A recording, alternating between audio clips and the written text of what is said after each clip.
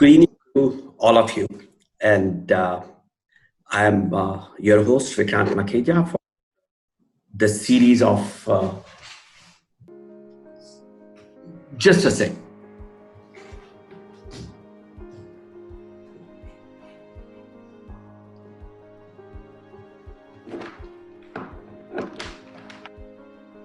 There is some problem with the battery. Give me 2 minutes, please.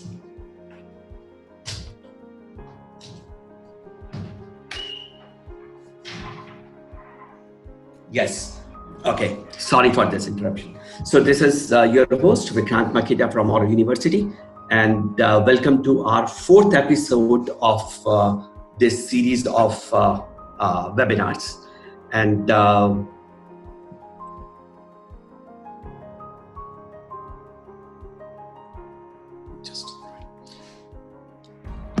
this series of webinar has a very significant relevance given the context of the Chinese virus crisis, which has thrown a lot of economic challenges to our country, as well as it has thrown, it has opened the floodgate of opportunities also, if we are ready for this.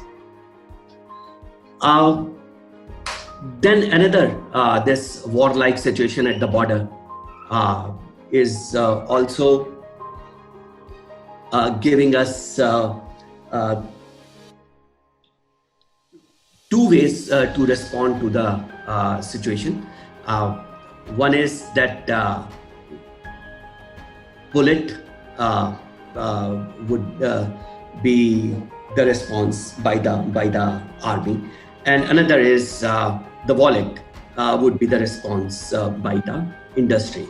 So the question here is that the army would take care of the response by the rocket, but if our industry are ready to respond by the pocket. So what does that exactly mean that we need, if we really need to hit back the Chinese economic invasion? We need to look at our way of conducting business and especially our productivity.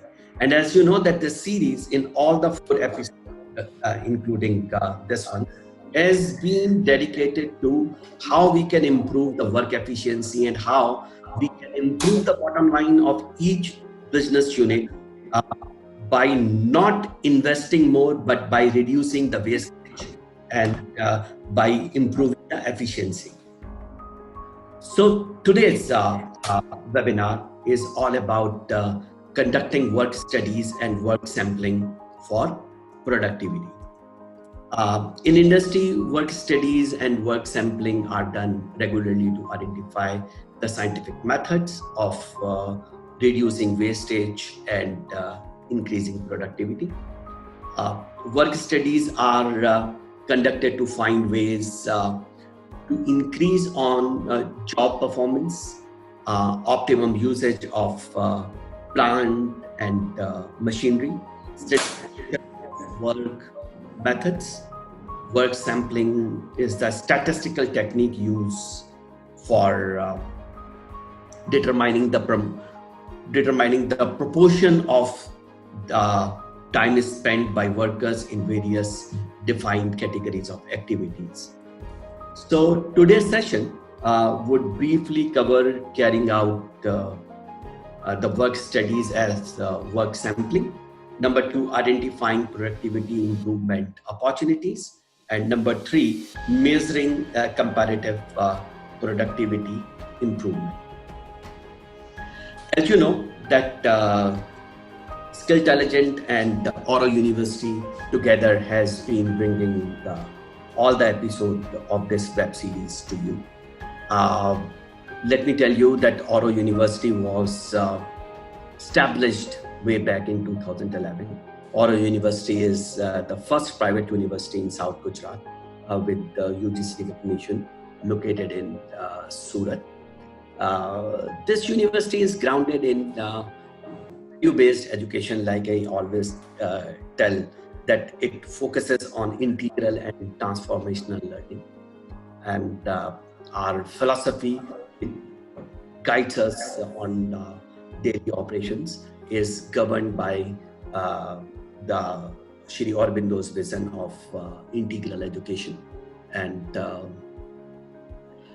this university offers many undergraduate and postgraduate and PhD programs in different schools, like School of Business, School of IT, School of Law, School of Hospitality, School of Mass Communication and Journalism, School of Liberal Arts, School of Design, and we would be starting the new school shortly called the School of Sciences as well. So the other organization which is involved in this series is Skilltelligent, and Skilltelligent is engaged in the business of providing quality skilling and reskilling solutions to employed industrial workforce. Skilltelligent has executed many assignments to improve the skills of shop floor workers, their productivity, competency, work-related interpersonal communication skills, as well as training to establish manufacturing best practices and methods with their employment of work environment. So, and this Skilltelligent is headed by Mr. Atul, who is the director of Skilltelligent and who is the keynote speaker for this web series. He is a past chairman of Confederation of Indian Industry Gujarat State Council and has been on several regional and national committees of CII. So he has more than 3 decades of experience in IT industry and has built several software products in the earlier company. He is also certified Safe Agile coach. And now I would not stand between the audience and our keynote speaker. So I would request Mr. Atul to take the charge and start his presentation. Thank you, Dr. Makhija. Thank you for the kind words. As you rightly said, we definitely are facing a challenging time in the business world. And whether it is a trade imbalance, which is causing us a lot of issues, or whether it is a territorial fight which is going on with China, or it is a pandemic in terms of COVID-19, these are definitely pretty challenging time for everybody. Even in the business also, it's becoming a challenge because almost for 2.5 months, business activities were stopped, and now they are trying to get back onto the track. The most important thing in any business, anywhere in the world, is productivity. It's the most crucial factor. Productivity drives the growth and it also drives the profits. So industrial engineering for a long time has been using the work studies, work sampling for measuring and managing the industrial activities. And I think over a period of time, it has been developed into a fine science of organized manufacturing. So today we are going to examine the role of work studies and work sampling in improving the productivity. HR has been using the work studies for establishing activity norms to negotiate wage settlements with unions. Production managers have used these activities or studies for identifying the method improvements, standardizing work, and even weeding out the non-value added activities. So work studies and work sampling play a major role into the industrial activities. So before we go into the details of work study, we will have a quick primer today on productivity and then understand what is a work study and work sampling. We will take a case study to set the context for the ease of understanding and look in details of how work studies and work sampling are carried out. We have in past 3 webinars touched upon the productivity in different contexts, and we will just take a quick look once again into that. So in short, productivity is the ratio between the output and input, and it's a quantitative relationship between what we produce and what we have spent to produce. Okay. Uh, in other words, it's a total output divided by total input equaling to the labor productivity. Let's take an example here. If a company has generated, let's say, $80,000 worth of goods in 1,500 hours, then in that case, the productivity will be $80,000 divided by 1,500, which is, let's say, $53 per hour of work. Now, let's say that company has generated $80,000 worth of goods with 30 employees.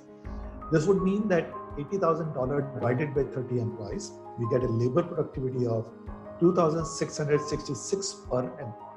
So this is what, to us, the productivity essentially means.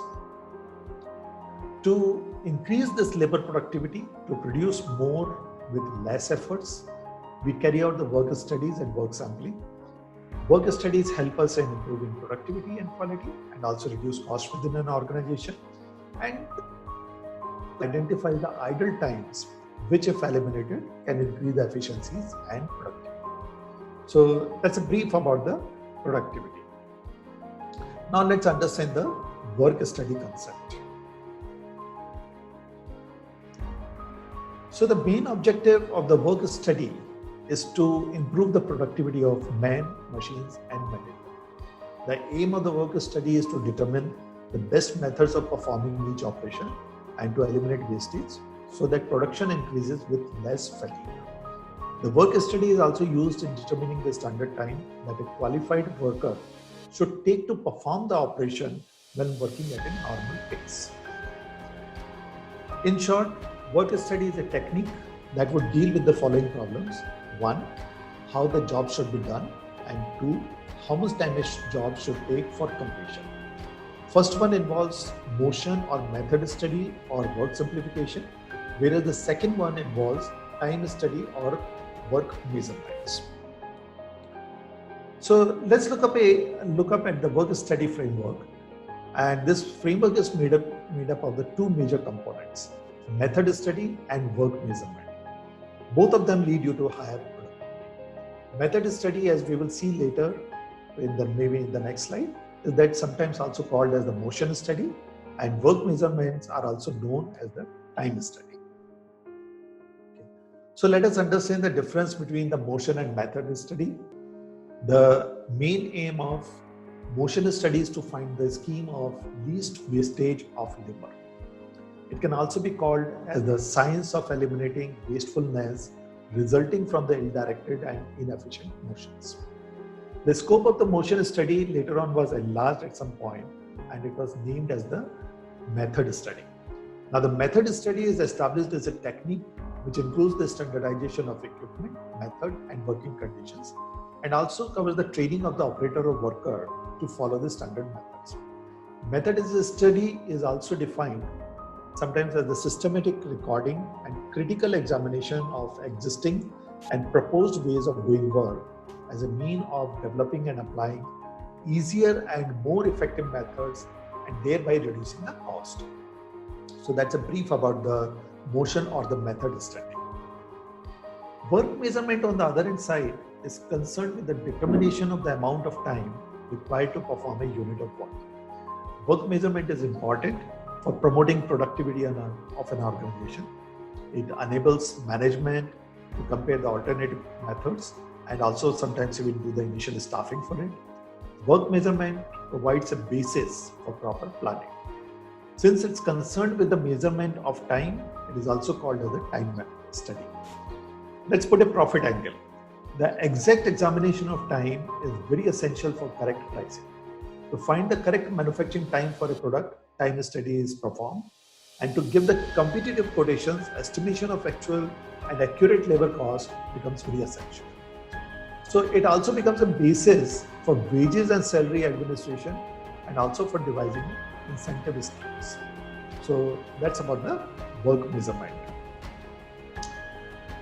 When you have the work studies done and you do the method study, normally you would put it into some kind of the formats. So once the work has been identified, the relevant information regarding various processes, inspection, transportation, with respect to an existing method or a new method has to be recorded properly. So the recording of the method study is created into certain types of the charts, and these kind of the charts possess the adequate description of all the activities involved in the method. You can say that this study chart is a visual representation of the recording of the facts, and you can see over here, a sample chart which we have put up over here for your understanding. Work measurements, on the other side, these are all the activities which are being performed and they are being recorded into a work measurement sheet, and these sheets actually capture the actual time taken to complete the activity or task. This is sometimes done with the help of a stopwatch and captures all activities including small stoppages, idle times, wait periods, corrective actions, operations, people involved in carrying out the activities, and so on and so forth. We do the multiple recording of the same activity to capture the impact of different people, different circumstances, changes in environment, and so on and so forth. So if you can see over here, you have the observations, up to 30 observations captured over here for the loading, grinding, and unloading activity. So why do we do the work study? We do the work study for several purposes. Work studies could be carried out for standardizing the method of doing a work, minimizing the unit cost of production, determining the standard time for doing the task, minimizing the material movement and operator movement, eliminating necessary human movements, utilize facilities like man, machine, and material most effectively, and systematically investigate all factors involved into the organization. Similarly, work measurements, they also play a major role.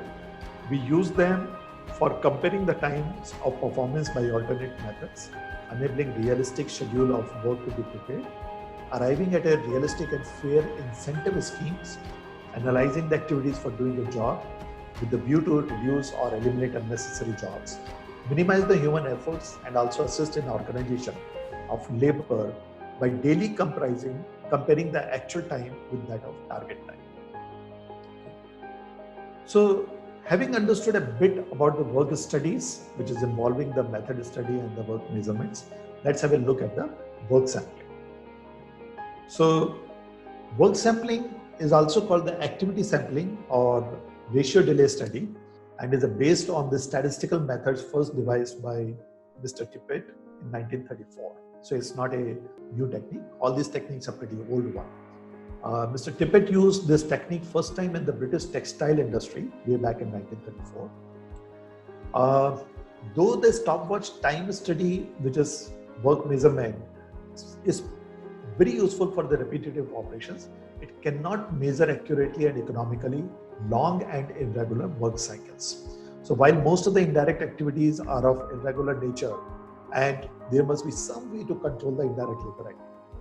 So for such tasks, the work sampling has been established very well, and that's what we use it for. So there are two major objectives of the work sampling. One, to measure activities and delays while man is working, and percentage of the time that he is not working. This usually means a fair day's work, that is a complete 8 hours, including the time he was working and the time he was not working. And two, under certain circumstances, to measure manual tasks, that is to establish the time standards for an operation. So these are the two important objectives for which the work sampling is carried out. Since the word sampling comes in, there is always a sampling would go based upon the number of the samples you take, the accuracy will be based upon that. And since it's an observation-based technique, it is necessary that sufficient number of observations are taken at random. So here stress is on the random and sufficient number of operations. These two together is a very important part of the work sampling. In this method, error is definitely likely to occur, but the error tends to diminish as the number of samples increase. So if I am sampling, for 100 and I'm finding a 1% error, but if I start sampling for 1,000, my error chances will start decreasing. You can take a parallel over here. We have a similar debate going on about the COVID-19 testing and sample size. More the sampling, larger number of the positive cases can be identified. So it's a similar analogy over here. In this example, there are 36 working observations and 4 idle observations. That is a total of 40 observations.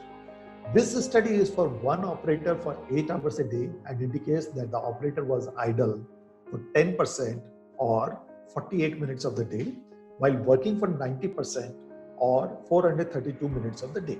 So this is, just an example of how it works. Let's take a case study and try to understand these important tools better. So we have taken a case study of a company called Karma Machines, which manufactures the industrial chains for almost past 3 decades. In past couple of years, with sales volumes rising, they have been experiencing higher worker turnover. They also have been seeing the frequent machine stoppages and low productivity. Apparently, there is also high worker level fatigue at the shop floor, and management feels that overall productivity is not at the desired levels. So management decides to engage an industrial engineering consultancy firm to carry out work studies to understand the effectiveness of current work methods, reason for high fatigue, manpower turnover, lower productivity, frequent machine stoppages, and so on and so forth. So with the help of the consultant, management decides to focus on 4 specific areas. 1, high fatigue. 2nd, manpower turnover. 3rd, low productivity. And the 4th, frequent stoppages in the idle time. And consultant and management both decide to carry out the work studies and work sampling to identify the necessary method improvements and the standardized time for each activity. So the approach they take to boost the productivity is to carry out method study and work measurements in blanking and bending operations, followed by the work sampling of the same method. So that's a broad approach which they take. So let's take a look at the work study part first. So as discussed earlier, work study is divided into 2 parts. Method study, which is also called sometimes motion study, and the second part is the work measurement, which is also known as the time study. And these both studies identify the things which can lead you to the higher productivity. So how do we start? The first thing that they start is by breaking up the operations of the various jobs. And then they question each detail of the job for the purpose, place, sequence, person, means, and so on. So in this case, they have broken up the activities and they have called them as the work elements, and the consultant identified 7 activities to focus on. Store material on racks while doing the blanking operation, store material on rack, die setting, load on the machine, blanking operations, dimension checking, store material on the floor, and load material in the trolley. Now, this needs a method. This would help in developing a method to eliminate, combine, maybe even rearrange, simplify, or maybe even develop and install a new method altogether of doing these things. So these are the kind of the operations which they started identifying over here. Okay. As we saw earlier, that we had a method study chart, which basically represents visually all the processes and the activities which take place into an operation. Here also, the consultant decides to use a particular method study chart. Method study chart normally uses the 5 different kind of the symbols. Square box to signify the inspection, big round for operation and number within that once put in indicates the sequence of this operation, arrow to right as the transportation, D for delay, and inverted triangle for the storage. So these are the various 5 major symbols which are used into drawing up a particular method study chart. Okay. So using chart symbols and so on and so forth, our consultant over here does this study and draws up a method study chart. Unfortunately over here, I could not put in the arrows leading from one to another and so on and so forth. So I'm just going in the sequence just to represent it over here. So they selected a 154 mm pitch chain as an R-link component for study of the blanking and bending operation. So if you see the sequence of operation, the goods are received from the storage, then they are placed on the racks near the machine. Then there is a waiting for machine to be free from the previous operations. Once machine is free, first major operation of die setting is carried out, which is followed by loading the machine, and this is followed by the blanking operation. Then there is a dimension checking operation, which is a inspection. As the blanking is done, material is stored on the floor beside the blanking machine. Then there is a weight involved for the trolley. Once trolley is available, material is loaded into it and taken for next process, which is blanking. Material is unloaded on the table and arranged as well as counted for next operation. Again, there is some kind of a delay as the machine is not immediately available for the bending operation. And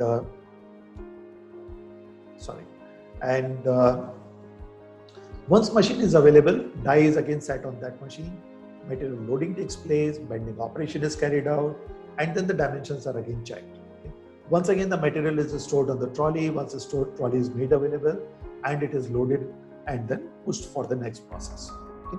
So this is the sequence of the operations which take place, and this is the method chart for the blanking and bending operations over here. Okay. Now, if you see over here, we have marked out certain of the operations into the red color. Okay? So if you see into it, a lot of things start becoming visible once you have put up everything into a sequence with the proper symbols and proper denotions. It becomes very easy to identify what is not working well. So waiting for machines, storage on the floor, and loading trolleys are the unwanted activities. Okay? Similarly, loading material on table and arranging pieces on table to count could be investigated for the improvement. Why the machine is not available? When we have a sequence of the operation plant, that weight has to be eliminated out. Why should the material fall on the floor? Why you have to pick it up, put it again on the trolley, and then send it out again? These kind of the operations, if avoided, will also help us to improve our methods as well as the productivity. So this is the method study chart which is carried out over here. Okay. The next consultant starts focusing out is on the work measurements. So these studies, as we discussed, determine the amount of time required to perform a unit of work, and they also compare the alternate methods and have a base for the proper planning. How do we use the work measurements? We will be using the work measurements over here for identifying the repetitive and non-repetitive work. We will also use them in investigating for the elimination of ineffective time utilized. The time studies will also help us in determining the machine effectiveness and set the time standards for carrying out the work. Managers have used the time studies as an aid in preparing the budget, balancing the production lines for new products, or even prepare the wage incentive plans and so on and so forth. So work measurements are used very widely and very extensively in every NDS department. While the work study may not be so much used into the wage negotiations, the work measurements definitely are used for the wage negotiation. But that's not the objective over here for the Karma machinery, so we are not going to focus upon that right now. Now, usually the time study sheets are created and they are used for collecting the data and recording the observations. Once work elements have been identified to be monitored, then someone with a stopwatch measure would measure each of these activity multiple times for recording the time taken. Depending upon the type of activities and ease of measuring, that is to minimize the chance of error, measurements could be taken up maybe for 25, 30, 40 times to arrive at an average time span. So if you see over here, there are 7 elements of the work activities identified, and some of the activities have been measured up to 10 times, some have been measured 6, sometimes have been measured up to 7 times. If it would have been a more complex operation, they might have measured it maybe even up to 25, 26, 27 times as well. So this is how they would be collecting the data. Once the data has been collected, it is aggregated and it is averaged out per activity or task element, and frequency of each operation per hour or a specific duration is also captured and calculated over here. So if you see the frequency, this will tell you that how many times is being done over a period of time over here. Okay? So industrial engineers over here would also add their own rating at how comfortable they are with the measurements which they have done, and they will also put in the allowance over here, some kind of a standard allowance to the taken time, to the time taken before arriving at the standard time for carrying out one activity. So you see the allowance over here. whatever time is being there, they have added up the 11% over here as an allowance, which means somebody does the activity in 1 minute, the allowance will add up 11% to it. So it will become 1 minute and 11 seconds more. Not exactly 11 seconds, but 6 point something. So 1.6 seconds or so. There is a reason why we add up the allowances over here. So certain allowances in the standard times are necessary to provide for compensating the fatigues, personal needs, and even the contingencies. Okay, and these are prescribed by the International Labour Organizations based upon the movement of various parts of body while performing the task and the fatigue those parts of the body would generate. So if I am picking up the things from the ground again and again and putting it onto the table, I am going to be bending and picking it up and then strengthening up and then placing the load over. So this continuous movement could also produce the fatigue. So there is always an allowance for the fatigue to be included in it. So once you apply the allowance, it also ensures that maximum time taken for completing the task is now standardized, and you can also ask workers to follow it without any drop in the productivity. So that's the reason why we add up the allowance into that. Once all this data has been collected and aggregated, we would do the final time study, which will show us the standard time per piece and the standard norms per hour. So if you see over here, there is a standard time per piece and the standard norms per hour. Okay. Based on the identification of each task as value add or non-value add, one can also identify how much time and which task should be investigated for the improvement. So if you see over here, we also have identified the value added time, non-value added time, and there is a new term over here called non-value added but required. So you may say that it is not adding any final value to the product, but it is required because it enables a value added activity to happen. So that's why this time is also very important to calculate. And you can also see that over here that time is also substantial. In this case also, if you look into it, the blanking operation is the slowest and it can become a bottleneck to feeding the bending operation. It's doing only 71 operations per hour, whereas the bending can be done 361. So it can become a factor for slowing down the entire production cycle. So we could focus over here on improving the blanking operation, and this helps in improving the throughput as well as the productivity. Okay. So next, now we will focus is on the work sampling. Work sampling, we have discussed earlier. It helps in measuring the activities accurately and also economically long and irregular work cycles, as well as the indirect labor activities. So since it's based on the samples, it's also important to decide that what is the sample size required to reduce the error chance. So there is a standard sample size formula which is used over here to estimate a percentage, and we normally have a level of confidence chosen over here, which is 1.96, which is 2 sigma equivalent kind of a figure, and then we try to come out with the number of the samples which we want to carry it out. So this is the formula over here. I'm not going to go into the formula right now. I'm just giving you a perspective of the formula. The preparation for the work sampling, it will require identifying the activities which we need to sample and also carry out the random sampling patterns covering the various situations and also the scenarios, different workers and so on and so forth. We normally don't carry out the sampling at the same time continuously. We choose maybe morning time, afternoon time, just before the break, after the breaks, during the day, towards the evening. So because each person has a different fatigue levels and so on and so forth, the performance can vary. So we also change the timing, we also change the situations, we also try to see different workers coming in and working upon it. So it gives us a better pattern over here. Work sampling again captures the minute details, sometimes using the similar time study sheets. So sometimes we may have the similar time study sheets, but it also has additional fields, and we capture that out. Since one of the focus area was to identify the frequent stoppages, here the detailed worker sampling was done to identify reasons for machine stops.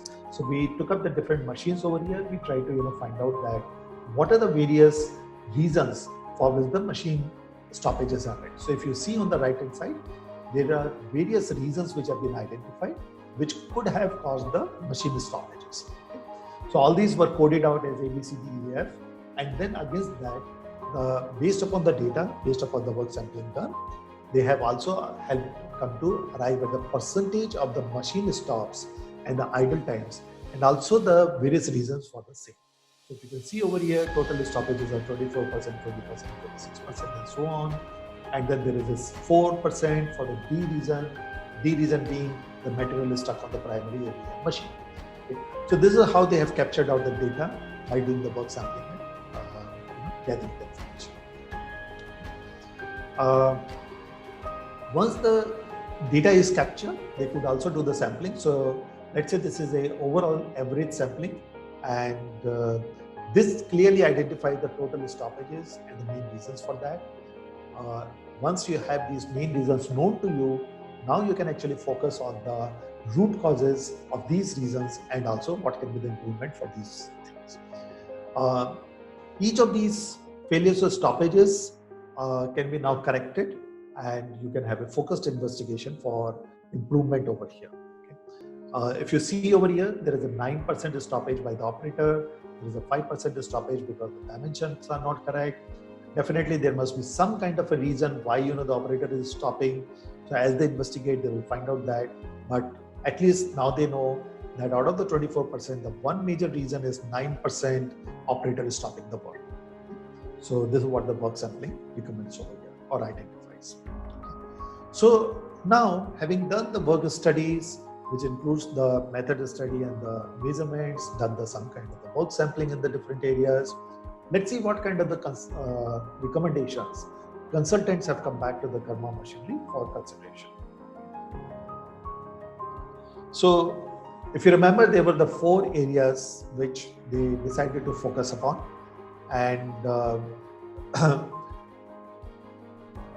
the 4 reasons were, first one was high fatigue, and consultants find that this high fatigue is due to unergonomic operations.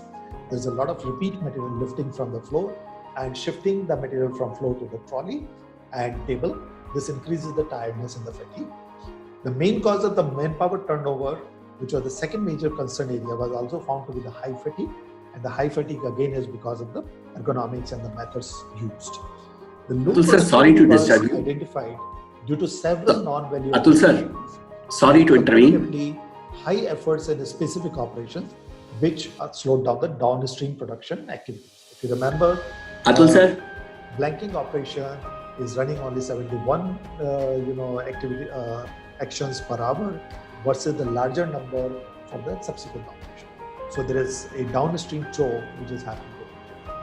The fourth area was frequent stoppages and idle time, and this was found because the certain methods were not appropriate, and there was a high wait and delay periods, as well as there was a lack of line balancing due to the lower productivity in one of the operations.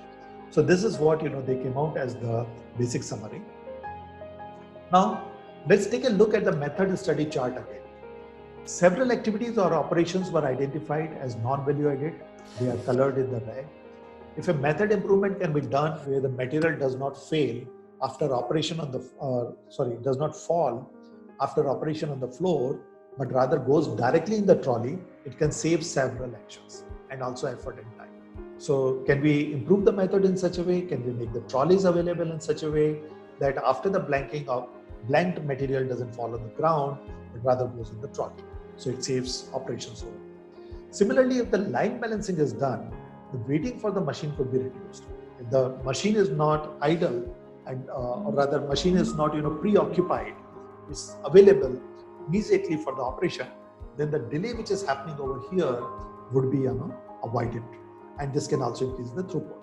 So all this can result into the high throughput and productivity, and also it can reduce the lesser fatigue for the workers. So let's look into that further. Once, based upon the consultant's recommendation, these improvements were carried out. Now you can certainly see that the number of the operations, number of the activities have dramatically reduced over here, and various things where the workers were supposed to lift the heavy material from the ground, put it in trolley again, lift and put it on the table and do all these kind of activities, they have been eliminated, which reduces their fatigue as well. Okay? So this is one major advantage which they have achieved by using the proper work method study. Okay. Now, again, if I take the summary, the delays have been reduced from the 4 points to 0 point. Operations have come down from 10 points to 6 points, and this results in the big saving and the higher productivity. So if you see over here, only 6 operations now versus the 10 operations over here. So that's a kind of a saving which they have achieved by improving the methods over here. So that's again a contribution of the method study or the work study. Sideline of the work study or the method study will also identify the ergonomics, and this is what they identified, that how do you lift the box properly. If you're lifting it by bending your knees, coming down to the bottom, and then pushing your body up, the fatigue is lesser than rather bending your body from your waist downwards. So these are the standard practices which again were identified, which were missing. Similarly, if you see over here, any kind of a light assembly work or any kind of a light work requires a slightly higher elevated table so that you can do it better, but a heavy work requires a slightly lower table to handle that work easily. So again, these were the ergonomic parts which were identified and recommended to the management over here by the consultants. Okay. Similarly, when the material has to be shifted, how to handle the pallets, how to handle the trolleys, how to handle the big boxes, everything requires an ergonomic way of handling. If it is done properly, the fatigue on the workers reduces dramatically, and even the right use of the equipment also helps over here. So these were again the other recommendations. The similar recommendations were in terms of how do you actually stack the material properly so that it doesn't become imbalanced, it doesn't fall off, it doesn't tilt the load in one way to the other. So when you push it, that time the material doesn't become a constraint to you. And also using the right kind of the trolleys, right kind of the equipment saves you a lot of efforts in pushing or shifting the material.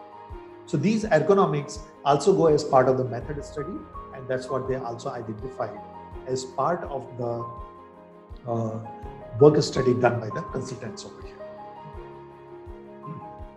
On the work measurement side, if you look into this, if you remember, the blanking operation over here is taking comparatively very high efforts over here. So this is a heat map of the efforts put in over here. The lowest effort being 8 times per piece or 8 seconds per piece versus the 50 seconds for the blanking operation. Now, if the blanking operation is going to take a lot of time, bending operation is faster than this. Obviously, the bending machine is going to wait for the blanking operation to get over, or have a bunch ready for doing the bending operation. So probably the operator is taking up some other work because the bending machine is idle, and that's why when the blanking operation gets done, they have to wait for the bending machine to get over from the other job so that the blanking can be done. So if somehow we can improve the productivity of the blanking operation, we can improve the method, the throughput can overall increase. If you take a theory of constraint, the slowest operation will set the pace of the throughput or the production in any assembly line. So blanking is setting the pace over here by reducing the performance. So this was one area which they identified. They also identified that there is a non-value added activities over here, which also can be eliminated. And then they also said that something on this side also can be done on the hardening and tempering, which can also increase though they are at the tail end of the process, they can still slow down the overall throughput over here. So this is the feedback recommendations coming out of the work measurements over here. Okay. Now, similarly on the work sampling, they had identified that these are the kind of the stoppages, and these are the 2 major activities which are consuming the maximum time. So out of the 24%, 5 and 9, 14% comes from the 2 sides, dimensions not accurate, and the operator is stopping work. Okay. So when they looked back into the operator, they realized that operator didn't have enough material coming to them, and that's why they were stopping the machine. We took the example of the blanking. Blanking was slow, bending was a faster operation, so bending machine had to do, and they were stopping it in between. So things like that, and coupled along with other reasons also, the operator stoppage was high. So once they identified these things, and once they did the line balancing and other activities over here, they could eliminate these kind of the stoppages and increase the throughput once again over here. So what were the final recommendations which they made based upon the work studies and the work sampling? They came back and said that introduce certain kind of the kaizens, carry out certain kaizens to reduce the activity time for the blanking. Specifically, do the line balancing. This can help you to improve the better machine utilization. Train everybody on the ergonomics, improved methods, whatever the process improvements are being done to ensure that there are lesser dimension mistakes, there is a faster working over here, there is a lesser fatigue, and so on and so forth. So the training is a major activity to be carried out. And of course, they also suggested the process improvement so that the time taken to do a particular activity along with the kaizens could be further improved. One of the process improvement also was that why the material has to fall on the ground, why can't it directly go to the trolley so that we could carry it out, or can a small conveyor be put so that the material after the blanking could fall on the conveyor and the conveyor could take it straight away to the bending machine and it could be seamless continuous operation. So these were the kind of the recommendations which came in from the consultants based upon the work study and the work sampling carried out by them. Okay. So coming towards the end of the presentation, what did we learn over here? Work studies is one of the basic techniques of improving productivity. It helps in analyzing the work to achieve work simplification and thereby improving productivity of the system. If you see that if I don't have to let the blank fall on the ground, but rather have a conveyor take it to the bending machine directly, it simplifies my work and it also reduces my fatigue involved in the work. On the other hand side, work sampling is a fact-finding tool and it helps in measuring activities and delays while a man is working and percentage of that time which he is not working. So we found out that man is not working for 24% on a particular machine. You can always identify the activities which you should focus on and you start helping to remove them. Okay. So using work studies and work sampling, shop floor managers can identify ways to improve the productivity of the whole team. So that's what this entire thing is all about. To sum up, work studies and work samplings are the very old and tested industrial engineering and study tools, and they are successfully used across the industries and sectors. Though it started from the textile and other industries, which were the primary industries in early 1900s, but it works for the discrete manufacturing as well as continuous process industry, both of them, and they handle out all kind of the studies in both types of the industry. Productivity is the most biggest beneficiary of the work studies and the sampling. Work studies and the work sampling does require trained industrial engineers for execution who understand that how these studies happen, who also have an eye for the detail and know how to capture the right data for the analysis.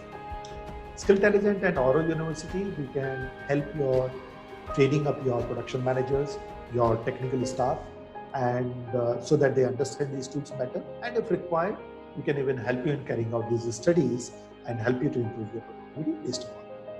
So thank you everyone for participating. It has been a pleasure talking about this. Dr. Makhija, I am done over here. If there are any questions, we can take it. Thank you very much for a brilliant presentation, and it was very detailed. I think you are on the mute. It was very enlightening presentation. Thank you very much. It gave perspective to improve the productivity at the shop floor. The other way, Dr. Makhija, your voice is not visible. Okay, voice is not audible. Audible. Is it better now? Is it better now? Is it better now? Can you hear me now?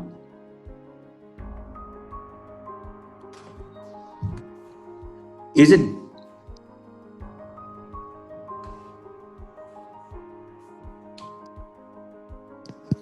Hello. I can hear you now, sir. Is it better? I can hear you. Atul sir, can you hear me? Atul sir, can you hear us?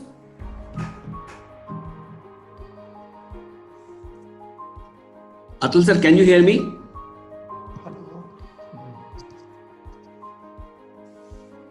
Atul sir, are you audible? I can't hear anybody. In fact, Kishore or Dr. Makija, I can't hear. So, we get to him then. Some technical issue, no. I'm Yes, there seems to be some technical issue because I can hear Kishore, Kishore can hear me, but it's some problem there.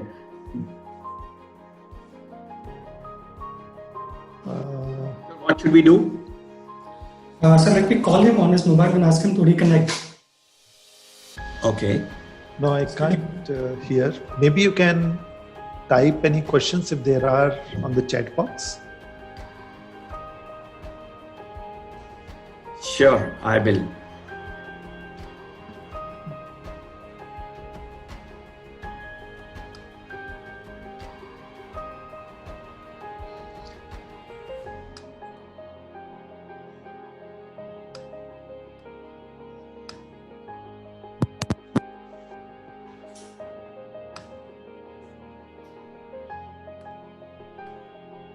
So, am I audible? Yes.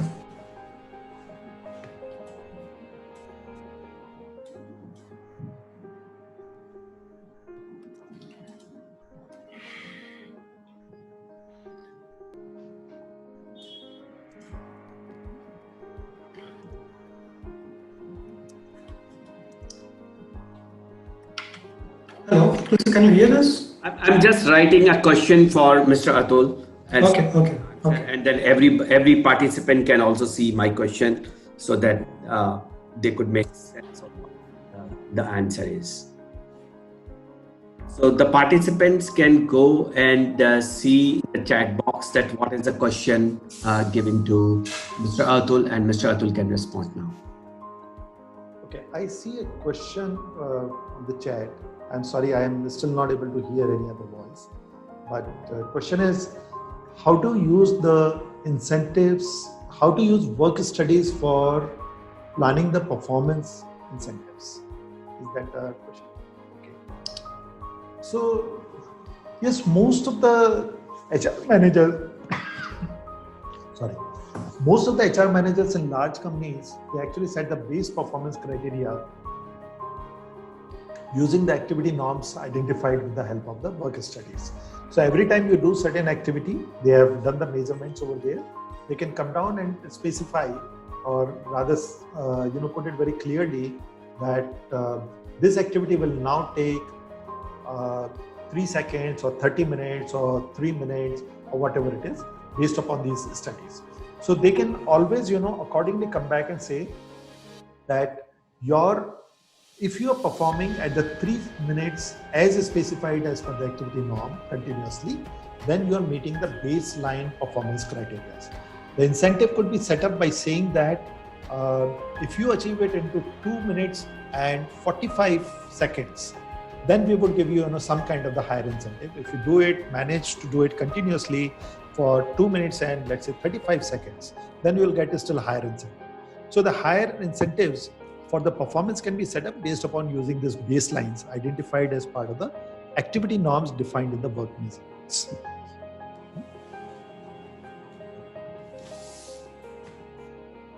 So I'm sending another question. Again, I'm sorry, can't hear. So maybe we can use the chat over here. Okay, so there is a question which has been typed. How does one identify the work elements to be studied? Okay, so before the work studies are started, we study the operations minutely. We also make the workflow charts to understand each operation, that how the various operations will happen and with sequence and so on and so forth. Once the operations are identified, we would question their purpose, place, person, who does it, in what sequence, for what benefits and so on and so forth. This helps us to understand that what are the work elements involved into doing an operation. Once this has been done, then we list them out. For an example, if we say in the bending and blanking operation, picking up the material, transporting the material, cleaning the machine, setting up the die, taking dimensions, verifying the output. All these are the different actions or activities done to complete an operation. And these are the work elements which we capture while studying that entire operation and asking the questions at that time. And that is how then we arrive at the work elements which can be studied, or where the focus then will be put on.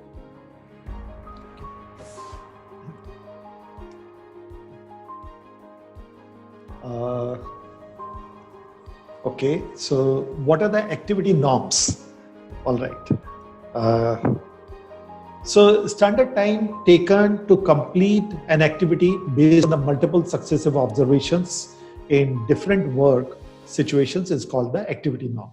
Okay, and these activity norms usually also cover the allowances, which we talked about for the fatigue and contingency and personal breaks and so on and so forth. So if an activity can be done into 3 seconds, plus there is an allowance of, let's say, 10% or 11%. So roughly in 3.5 seconds, a person should be able to do this activity on a repeat basis. This gets achieved by the complete observations and the time is study done. And this 3.5 then becomes an activity norm, saying that any new worker should be able to perform after the training appropriately, should be able to perform this activity into 3.5 seconds. So that's what the activity norm is. So great. Okay. There is. Thank you for asking the questions. There is.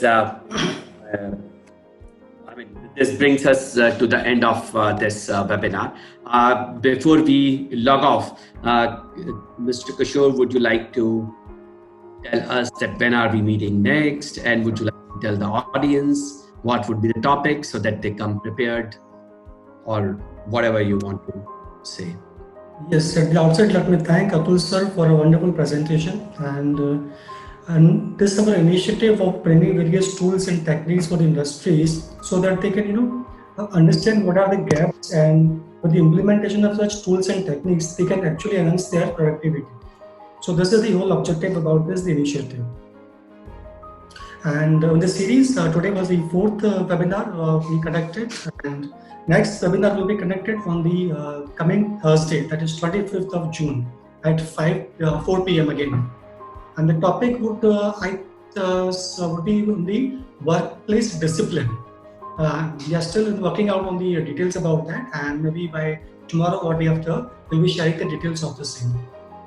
So again, we are at the end of this session, and I take this opportunity to thank Atul sir for being with us and sharing his expertise with us.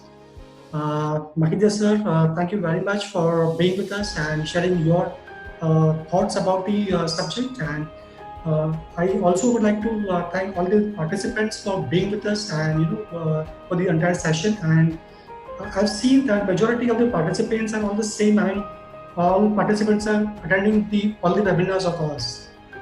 And I would suggest if you can ask your other colleagues of yours to join this, because every topic has a different audience to it, right?